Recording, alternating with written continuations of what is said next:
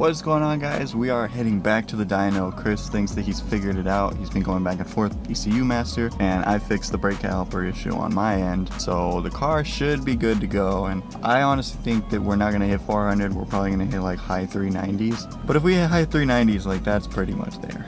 The 240s on the trailer, we're all loaded up. Once again, another successful trip. So if you haven't seen the last dyno video, you should go check it out. But we ended up having some issues with the ECU, mainly in the software, because Chris isn't familiar with ecumaster, so he had to get with ecumaster to figure out what's going on. And we're at a point where we believe that we're ready to bring it back to the dyno, so here we are. As a little side note, one thing that I really like about this setup is that I didn't cut my fenders at all.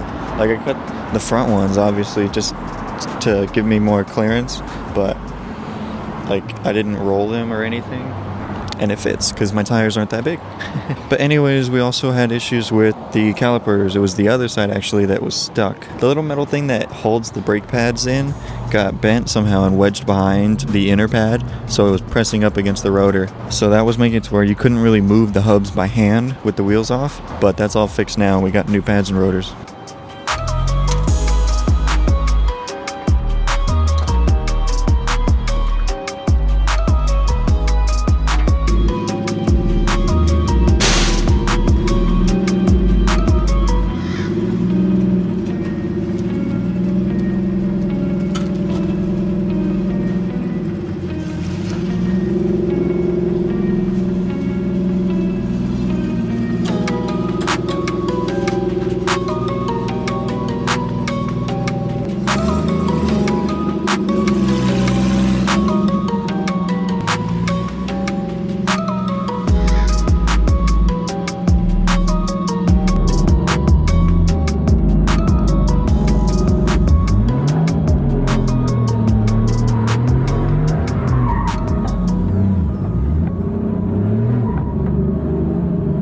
So the plan is that Chris is going to have everything set up on the computer, and then he's going to plug it into the 240 once he gets it all good to go. So I just went to the gas station to put more E85 in so we can bring that percentage up, and right now we're at 59, and it literally took 1.5 gallons, so we're just going to drain it, and then I'll have to go back and get some more.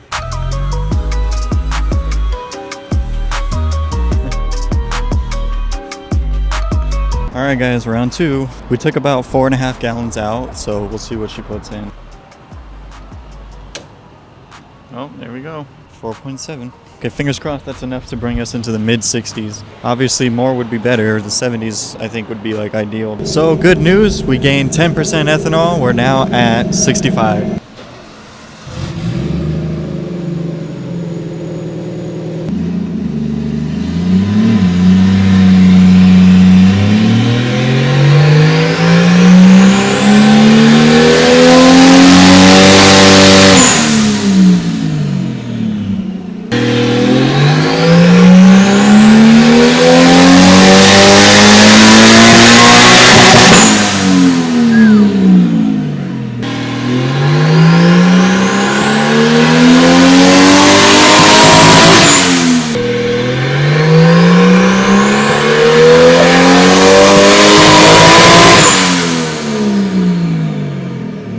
So we just dropped the plug gap down because for some reason at 16 psi it was climbing and it was doing good and it was going how it was supposed to. And then when he moved it to 18 psi it started breaking up top, and everything else was good on the tune. So we dropped the plug gap down quite a bit, and we're going to throw more boost at it and see what she does.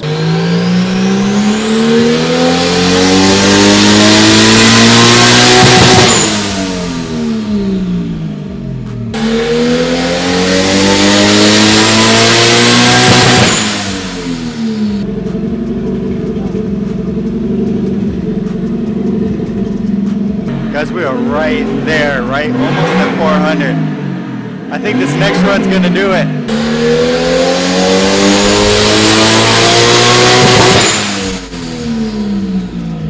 The sun's so bright I gotta come to the truck to actually film myself. So I have some really good news. On that run we made 407 horsepower and 319 foot-pounds of torque. That's insane for this little 2-liter.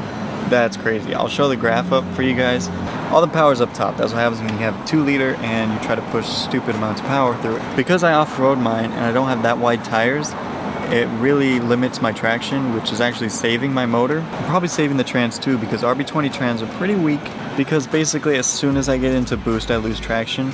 When you have no traction, there's no load on the motor, at least very little load on the motor. So that's helping my motor last and my trans last. Hutch is very happy right now. I finally have my 240 back. I can't wait. Next weekend, 26th, we are going to be going to Grange, and we're gonna have the Offroad 240 back in once again. And also I got a 360 camera, so we're gonna play around with that and get some cool angles. I tried to use it in this video a little bit. I gotta get used to the software and everything so I can start making really good shots. So right now Chris is doing a couple things. He's trying to figure out stuff, just get more familiar with the software, see if maybe he can get a little bit more power earlier. I don't really want to get any more power up top because this motor is stock. It's not. I change the oil like 3 times a year maybe, and the car doesn't get driven that often. So I'm pretty good with changing the oil and everything. And we flushed the motor when we first got it.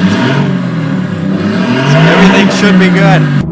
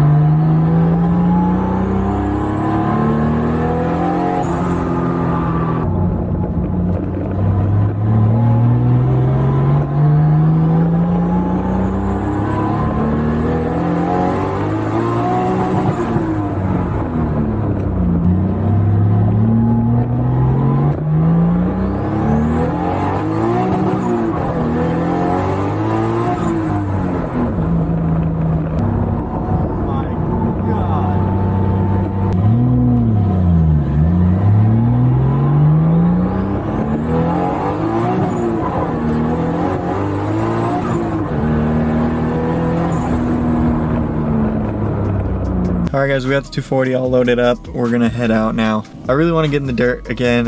I just miss driving the thing. So another huge thank you to Chris. He's helped me with the 240 a lot, not only in the dynoing, but like troubleshooting and stuff. I can always hit him up and he'll help me figure out what the problem is. So it's really awesome when you have someone who can do that. You're not relying on just forums and stuff, because a lot of times forums give out bad information or wrong information, and it's just someone who just doesn't know what they're talking about. Kind of like me. Anyways, I'm gonna drive home right now and I'll see you guys in a bit. So we're back home now. Before I end the video, I just wanted to add one more thing. Chris set it up to where if I have it full E85, we're at the full 23 PSI, so we're at the full 407 horsepower. But because I have the flex fuel sensor, we're able to add 91 in if we need to, or if, like there's an emergency, there's no E85 around, I can throw some 91 in. If I have the tank 100% 91, then it'll bring the boost down to 16 PSI. Because E85 is a lot safer than pump gas because there's more fuel in the cylinder. There's like 30 or 40% more. That means that it's colder in the cylinder, there's less chance of knock. It's a lot safer running higher boost levels, so that'll definitely help save my motor if for whatever reason I have to put 91 in.